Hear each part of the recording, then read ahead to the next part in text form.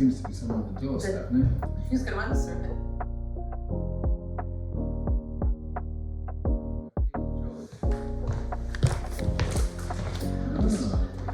Why is it important to build strong, authentic relationships with our factories?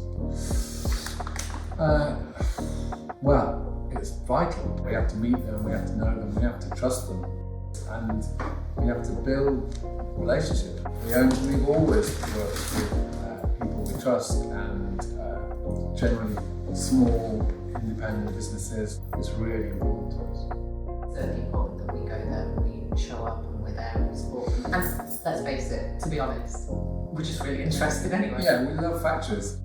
We think about what the capability of a particular maker, manufacturer, a hat maker or a shirt maker or a shoemaker, what can they do that can work really well for us? And that's about developing those relationships. It's a partnership between us and them, and that we really have to see who's making it. We have to see the conditions that they're working in. We have to see and accept the standard that we're comfortable with. We don't want to work with places we've not visited, people we can't see, we know them as friends.